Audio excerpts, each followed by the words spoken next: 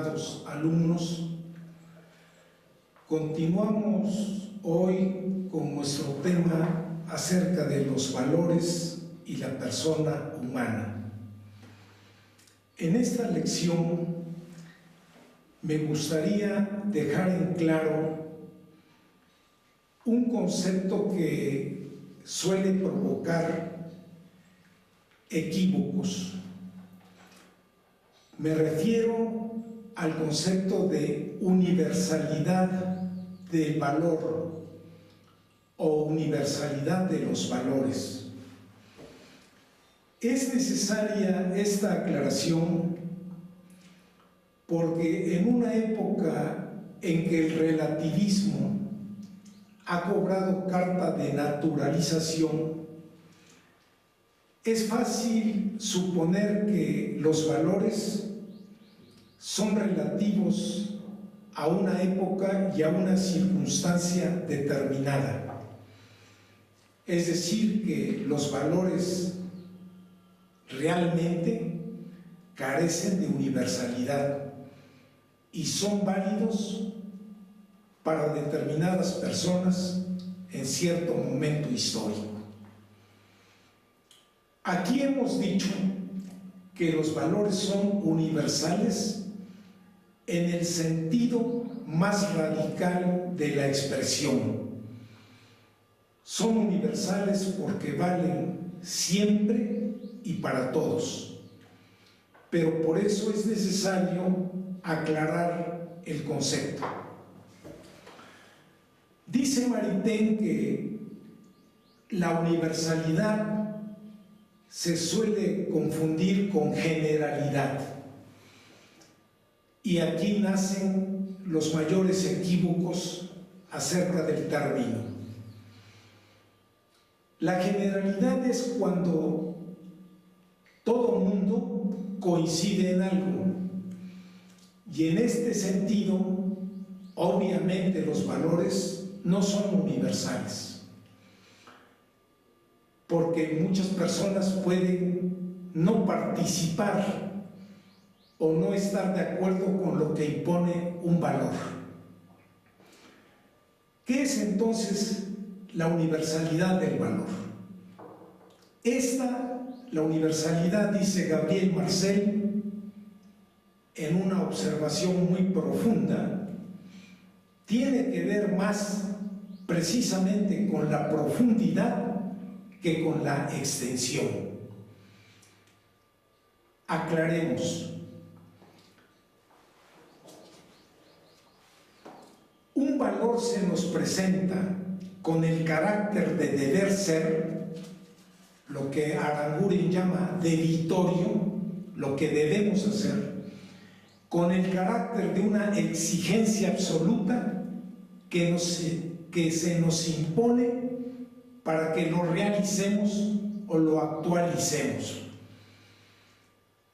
Se nos impone precisamente porque captamos que esta exigencia es para nosotros absoluta. Realizar el valor entonces es una exigencia que aceptamos como personas libres y personas conscientes. Y en este sentido, el valor, precisamente por su universalidad, es un llamado a la conciencia personal de cada uno de nosotros. Ya en la antigüedad, cuando Sócrates platicaba con los jóvenes de Atenas, hacía notar la importancia de lo universal. Y esta idea será recogida con toda la riqueza de matices por Platón y después por Aristóteles. Leemos en la Ética aristotélica que la valentía es un valor aun cuando todos los soldados fueran cobardes. Con esto vemos que la universalidad no es la generalidad. Es, repito, un llamado a la conciencia de cada persona para comprometerse con el valor. Ahora continuaremos comentando cómo han visto o cómo se manifiestan los valores, no solo dentro de los sistemas éticos propiamente dichos, que derivan de una reflexión filosófica, sino también cómo los valores están presentes en las grandes cosmovisiones religiosas. Todos estamos más o menos familiarizados con los valores propuestos por los grandes sistemas éticos religiosos. El Bhagavad Gita, por ejemplo, habla de 4 grandes vías para la perfección humana. La vía de la acción desinteresada, la vía del amor a todos los seres y, claro, a nuestros semejantes, que son la divinidad, es decir, son al ser divino como las olas al océano infinito, según decía Vivekananda. Tercera vía, la vía del conocimiento entendido como sabiduría y la vía devocional. Como ustedes pueden darse cuenta, estas 4 vías conducen al mismo gran objetivo, y tomar una u otra depende de la vocación de cada ser humano. Hay personas a las que nos motiva más la acción, el compromiso. Los marxistas dirían la praxis. Hay otros que son más dados a la vida contemplativa. Sería el caso entonces de la vía devocional. Otros buscan la sabiduría, y así es como cada uno encuentra el camino adecuado a su propio modo de ser. Para los budistas, la compasión es un valor primordial. Más aún, es el valor por excelencia, pues se nos impone desde el momento mismo en que comprendemos que en su esencia misma el existir implica sufrimiento.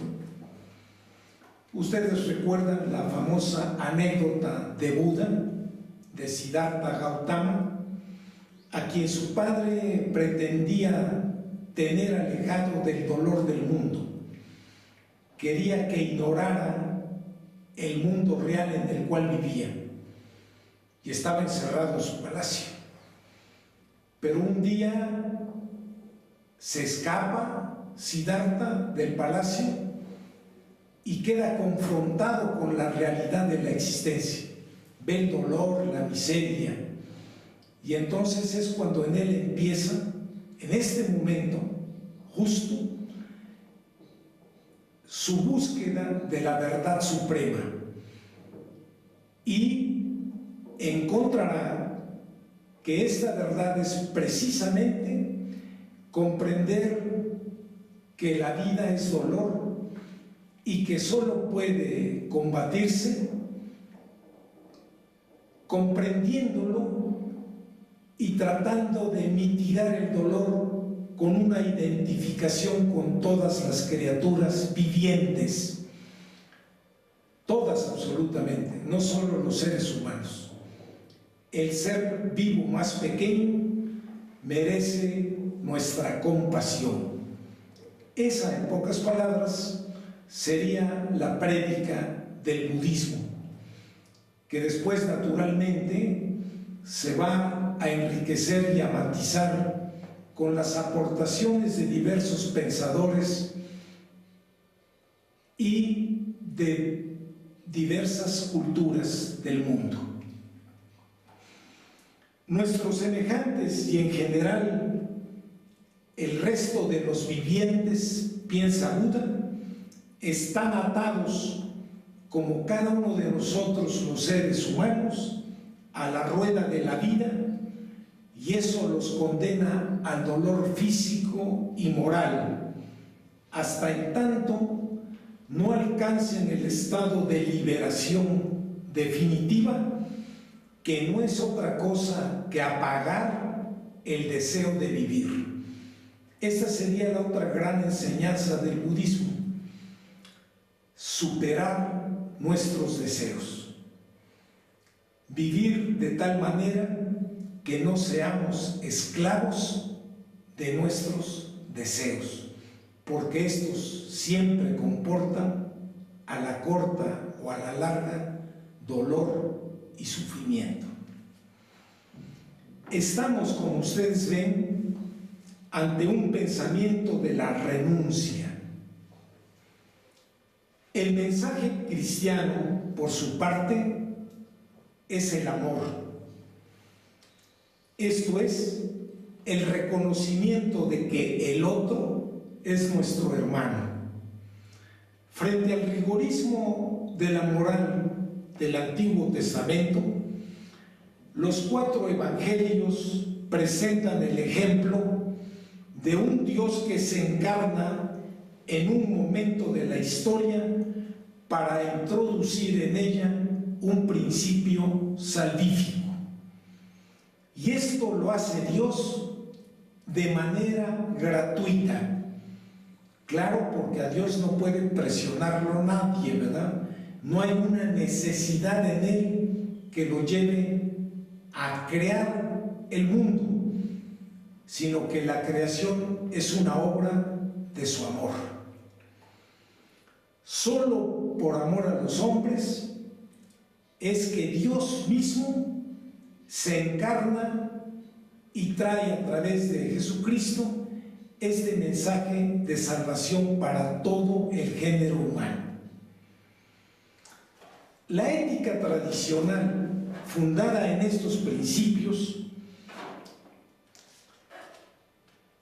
se orienta hacia el perfeccionamiento moral del individuo, pero hay que decir que el cristianismo es más que una moral, es más que una ética, es una doctrina de la salvación a través de este personaje que es Cristo. En el aspecto ético, la ética tradicional destaca los valores de la justicia, fortaleza, templanza, caridad, prudencia, veracidad. Valores que ya encontramos antes claramente expresados en Platón. Ahora bien, sin perder su vigencia, los principios de los grandes sistemas éticos religiosos, ni los de la ética tradicional individualista, sin que se pierda la vigencia de estos principios, insisto, en nuestra época han surgido problemas con una dimensión social que reclaman nuestra atención urgente. Aquí encontraríamos entonces un desplazamiento de las preocupaciones éticas del plano exclusivamente individual al plano social. Tenemos, por ejemplo, el problema muy serio de los derechos humanos, cuya defensa es cada día más vigorosa y comprometida, aunque por otra parte debemos decir que no siempre es eficaz. La presión de la opinión pública de muchos países para hacer pagar a Pinochet, por ejemplo, los crímenes cometidos durante el periodo en que gobernó a Chile, es un ejemplo, o la indignación contra los actos terroristas perpetrados por grupos radicales en España, Japón, los Estados Unidos, entre otros países. Las protestas de todas las fuerzas políticas, las ONGs y los ciudadanos en general, por el crimen de la luchadora de los derechos humanos en México, Digna Ochoa y Plácido, son algunos ejemplos de la relevancia que han adquirido ciertos problemas en tiempos recientes, síntoma revelador de una nueva estimativa moral. Otro asunto de actualidad se refiere al futuro de las culturas tradicionales en el nuevo orden global. Aquí entra el derecho de lo que se ha llamado precisamente el derecho a la diferencia, que no todos los pueblos están obligados a compartir una misma visión del mundo y de la vida. O al revés, dicho de otra manera, que cada pueblo puede conservar y tiene derecho a conservar sus propios valores culturales. En el pasado, la identidad cultural era un hecho. Los individuos vivían en el nicho seguro de la identidad del grupo. Pues las culturas de cada tribu, de cada grupo humano, de cada país, con todo y las diferencias internas, y pese a esta heterogeneidad que se da, por ejemplo, en países como el nuestro, en el que conviven diversas etnias y culturas, había una identidad cultural nacional y ésta se presentaba como claramente diferente de otras culturas nacionales. En la actualidad, en cambio, ante la invasión de mensajes contradictorios, la pregunta ¿quiénes somos?, se impone para defender eso que somos y definir el proyecto de vida colectivo. La propia cultura se nos presenta así como un valor eminente que debemos defender, si bien por otro lado, la cultura constituye asimismo nuestra mejor defensa, como lo señalaba el escritor Carlos Fuentes. ¿Qué quiere decir este aparente juego de palabras que no lo es? Que nosotros defendemos nuestra cultura, pero la cultura también nos defiende. Quizá el avance de la ciencia y las posibilidades tecnológicas que traen aparejadas hayan significado la modificación más drástica en el planteamiento de la problemática moral. En la experiencia ética del pasado no se encuentran respuestas para problemas como los que surgen, por ejemplo, de las aplicaciones del método de la clonación o del trasplante de órganos de personas vivas, o la prolongación de la vida humana hasta un límite en que el enfermo siente que ha perdido su dignidad y autonomía. Aquí la ética se vincula con un problema muy serio, que es el del derecho a morir. Hay circunstancias extremas en que esto, que suena paradójico, porque el primer derecho es el derecho de la vida, en que el derecho a morir tiene que ser salvaguardado. es decir, respetar la decisión de las personas cuando estiman que su vida ya no tiene sentido porque sufren mucho o porque han perdido la facultad de pensar y de hablar, como en el caso de los que quedan en estado vegetativo, y en los cuales son los familiares los que deben tomar esa decisión. La igualdad de género adquiere también una relevancia especial, sin duda con mayor fuerza en las sociedades en vías de modernización, todavía permeadas por actitudes y conductas discriminatorias respecto a la mujer. Tal es el caso en nuestro país, en el cual la moral vivida no se compagina con una legislación que ya recoge muchos derechos de las mujeres en la ley fundamental y en las leyes secundarias. Desde el seno mismo de la familia, la mujer se ve obligada a desempeñar roles como hija, hermana o esposa, que a menudo demeritan su dignidad personal y la privan de ejercer plenamente sus derechos. Desde el punto de vista ético, sin embargo, quisiera destacar que el problema verdadero, desde mi punto de vista, el verdadero problema para las personas no es la adhesión a valores abstractos como la libertad, la justicia o la igualdad, sino ajustar su conducta, adoptar en circunstancias muy concretas la que vive cada uno de nosotros de manera única, la postura correcta. Realizar actos justos, respetar la libertad de los demás, cooperar con mi decisión y mis actos para hacer efectiva la igualdad.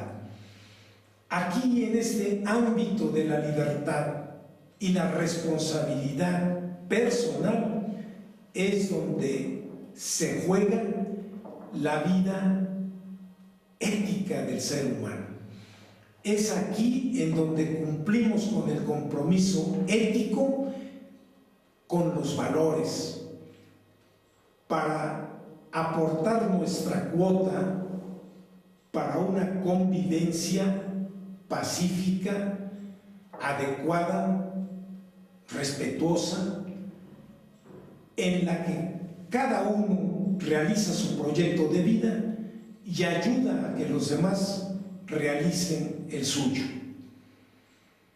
En caso de duda, y en la vida moral, las dudas son muy frecuentes. Cuando surge la pregunta, ¿qué debo hacer? Lo único que puedo decir es que cada uno debe actuar de acuerdo a su conciencia, procurando, a partir de las posibilidades y límites que le ofrece la realidad, realizar de manera concreta tales valores. Desde luego aquí hay un problema.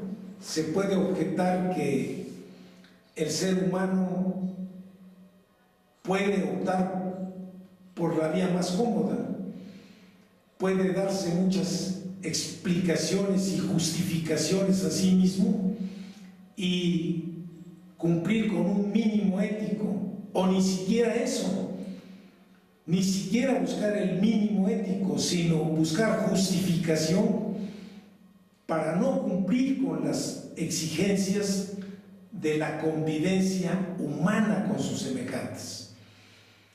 Y esto es real, así pasa efectivamente.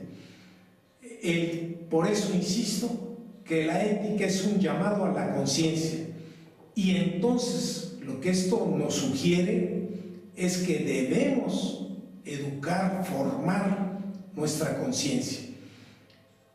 El hombre crece interiormente, crece como persona moral, crece éticamente cuando desarrolla más y mejor su conciencia como ser solidario. Vivir humanamente es básicamente eso: escuchar a nuestra conciencia.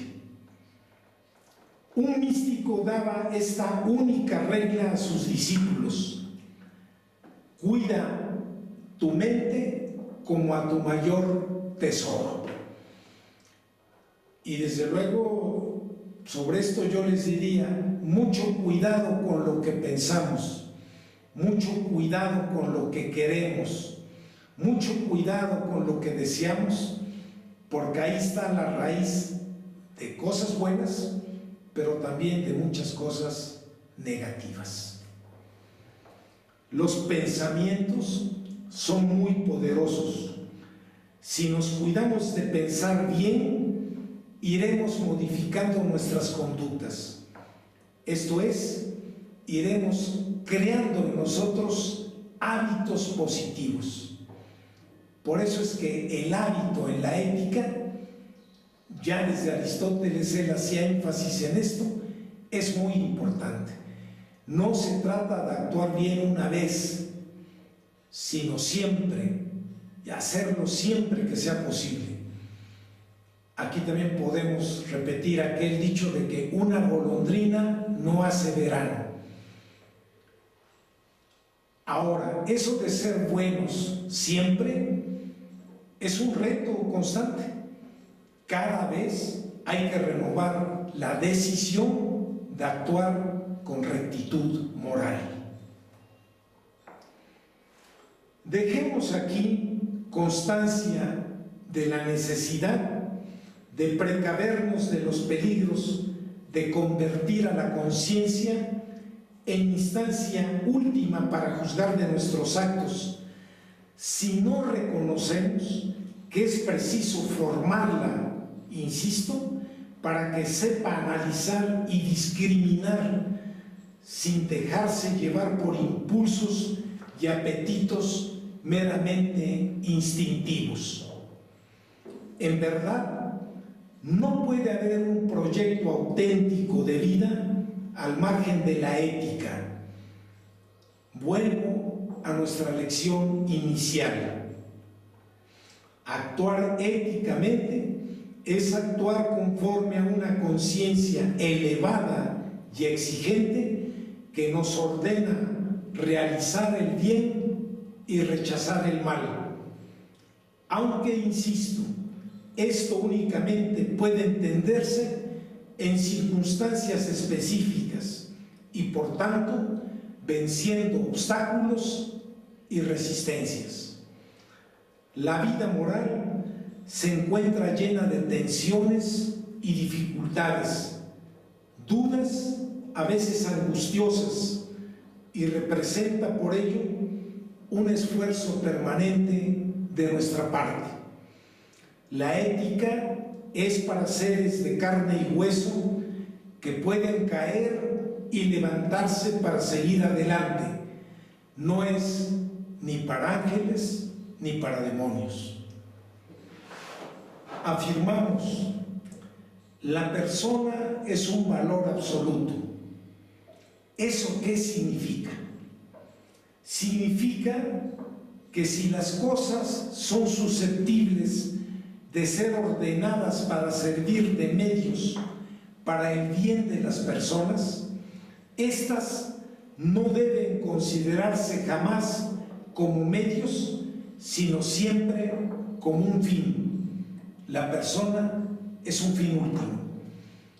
Y en esto coinciden tanto la ética tradicional cristiana como la ética kantiana, como el formalismo kantiano, que considera que el ser humano no puede ser medio para nada, es un fin absoluto.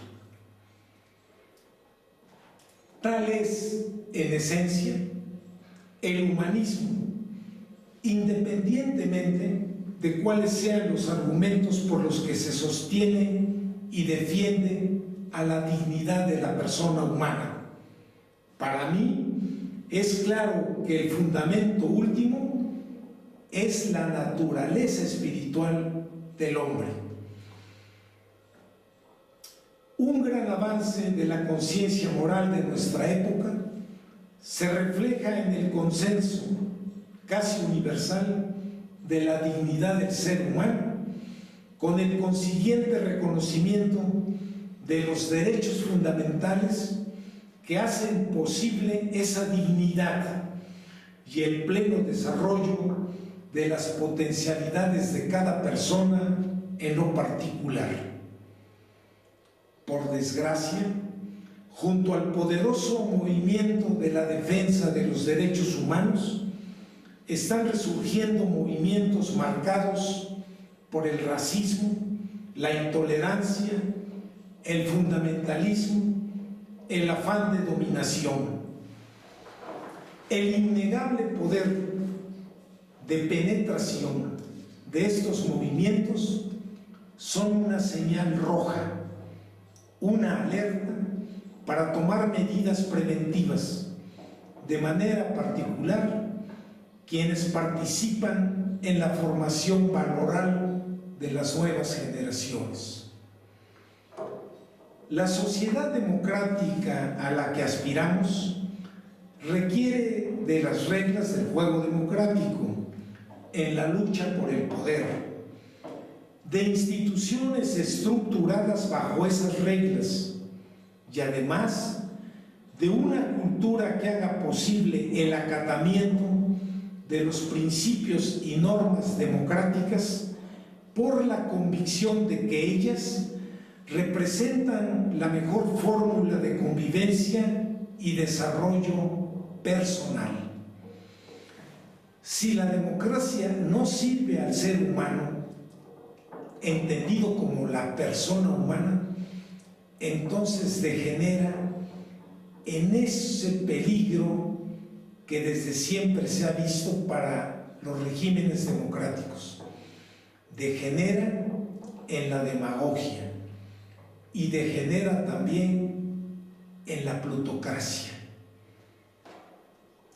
La tolerancia, la solidaridad, el respeto a quienes piensan diferente son valores básicos que necesitamos cultivar en el hogar, en la escuela, en la oficina, en la fábrica. En una palabra, en todos los ámbitos en los cuales se desenvuelve nuestra existencia. Los valores, insistiremos una vez más, no son para ser conocidos teóricamente, sino para ser realizados, para ser cultivados en la búsqueda incesante de nuestra perfección humana. Desde la perspectiva de la ética, el hombre es una tarea. La más alta responsabilidad que cada uno de nosotros tiene es la de construir su propio proyecto de vida, completando la labor de la naturaleza que con toda sabiduría nos dejó inacabados para que, asumiendo nuestra libertad, cada hombre y cada mujer elijan su propio destino. Muchas gracias. Con esto hemos dado término a nuestras breves lecciones sobre la ética y la persona humana. Muchas gracias.